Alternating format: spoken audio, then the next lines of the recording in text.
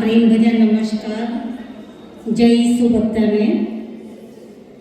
આંતરરાષ્ટ્રીય મહિલા દિનની ઉજવણી પ્રસંગે પ્રેમ અવતાર ઈસુ મંદિર ગાંધીનગરની બહેનો વતી આપ સૌનું હાર્દિક સ્વાગત કરું છું.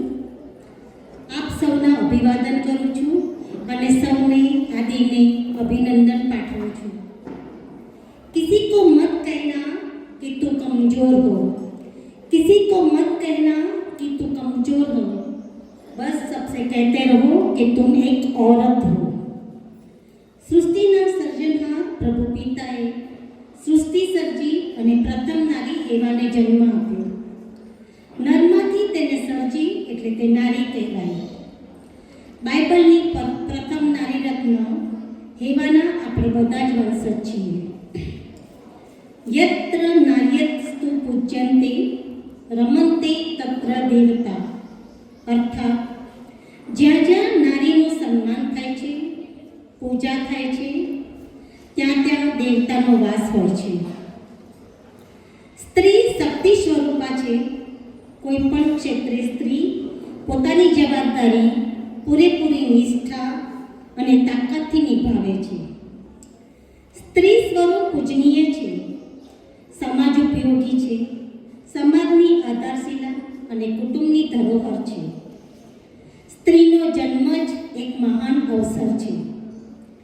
સ્ત્રી સૃષ્ટિના સર્જનની છડીદાર છે. એટલે જ એક સુંદર વિચાર પ્રચલિત છે કે ભગવાન દરેકના ઘરમાં નથી જઈ શકતા, તેથી તેણે માતાનું સર્જન કર્યું છે. નારી તું નારાયણીની સંકલ્પના સાકાર કરતી આજની સ્ત્રી દેશના વિકાસના એક પણ ક્ષેત્રે બાકી રાખ્યું નથી. ઘરની ચાર દિવાલ કે ઘૂંઘટમાં પુરાઈ રહેવાને બદલે પુરુષ સમોવડી બની ટેકનોલોજી, રાજકારણ, રમતગમત, ઉદ્યોગ, સાંસ્કૃતિક ક્ષેત્રે અગ્રેસર બની છે. રાણી લક્ષ્મીબાઈ, મહારાણી Ahilyabai, Indira Gandhi, Nirmala Sitharaman, mother Teresa, Sania Mirza, Kalpana Chawla, Sunita Williams, Lata Mangeshkar, Jemimah Rodrigues, સ્મૃતિ મંદાના અને કડક અને શિસ્તપ્રિય એવા આઈપીએસ કિરણ બેદી પોતાના ક્ષેત્રમાં બળુકા સાબિત થયા છે. સેવાના ઈલાબેન ભટ્ટ અને લિજ્જત પાપડના જયવંતીબેન પોપટે પોતાની સેવા સાથે સેંકડો સ્ત્રીઓને રોજગારી પણ આપી છે. આપણા પવિત્ર બાઇબલમાં પણ ઈસુની દ્રષ્ટિમાં સ્ત્રી પુરુષ સમોવડી બની પોતાની જવાબદારી સુપેરે પાર પાડી. તેમાં સારા, હગાર, રિબકા, રાહેલ, હાન્ના, એસ્તર, એલિઝાબેથ, મગદલાના મરિયમ અને આપણા સૌના સ્ત્રીઓમાં ધન્ય તેવા પ્રભુ ઈસુની માતા મરિયમ. તેઓ પણ ઈશ્વરની યોજનામાં સહભાગી થયા. નારી તું નારાયણની સંકલ્પના સાકાર કરતી નારી સાવિત્રીબાઈ ફૂલે ધરતીની ચાર દિવાલ કે ઘૂંઘટમાં પુરાઈ રહેવાને બદલે સ્ત્રી શિક્ષણ અને સ્ત્રી અધિકાર ક્ષેત્રે ઉલ્લેખનીય કાર્ય કર્યું છે. સાવિત્રીબાઈ ફૂલેનો જન્મ મહારાષ્ટ્રના સતારા જિલ્લાના નાઈ ગામમાં 3 જાન્યુઆરી 1931ના રોજ થયો હતો.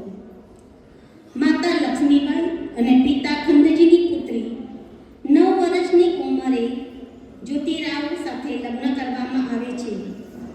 તેઓ ભારતના પ્રથમ મહિલા શિક્ષક તરીકે ઓળખાય છે.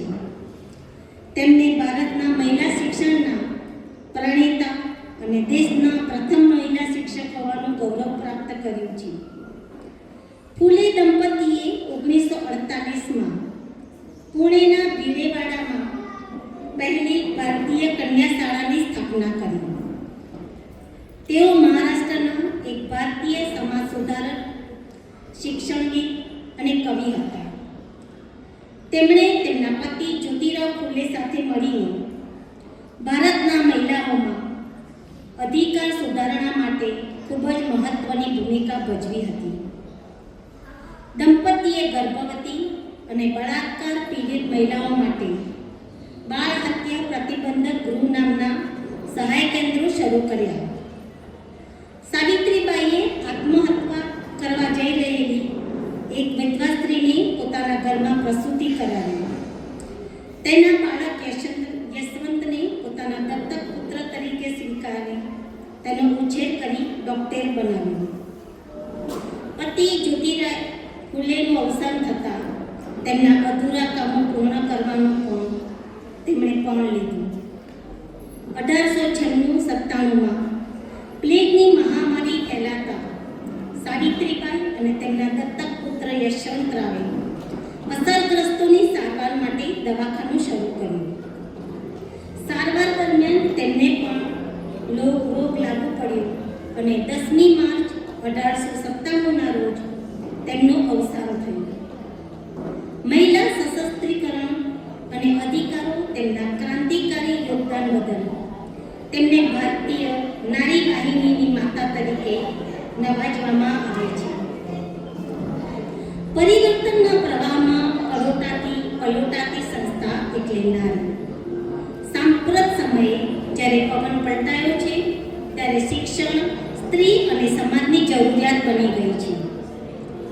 હયાતીના અક્ષર બને તે નારી. ભીતોને ઘર બનાવતા કે આકાશને આમતા જાણ્યા કે અજાણ્યા નારીના અવનવા રૂપ છે અને તેની યાદી તો અનંત છે. માતા, બહેન, સખી, સૈયર, રંજના, રાહબર, શિવા, શક્તિ એ યાદી તો અનંત છે, પણ એથી એ અનંત છે નારી. તો આવો આપણે શક્તિ સ્વરૂપા સ્વયં સિદ્ધા સાવિત્રીબાઈ ફૂલેને બિરદાવીએ, તેમની શક્તિના ગીત ગાઈએ અને તેના સામર્થ્યનું ગૌરવ કરીએ. आपकी नारी शक्ति की मिसाल हर मुश्किल को किया हला, अज्ञान का तुमने अंधेरा मिटाया, ज्ञान के सूरज को चमकाया, तुमने दिखाया साहस का नजारा, हर मुश्किल से किया किनारा, जात पात के बंधन को तोड़ा, हर गरीब को शिक्षा से जोड़ा, अनपढ़ समाज में रोशनी लाई, हर बेटी को उठने की राह दिखाई, भारत की मिट्टी गर्व से कहे, सावित्रीबाई का नाम अमर रहे. जय हिंद, जय भारत.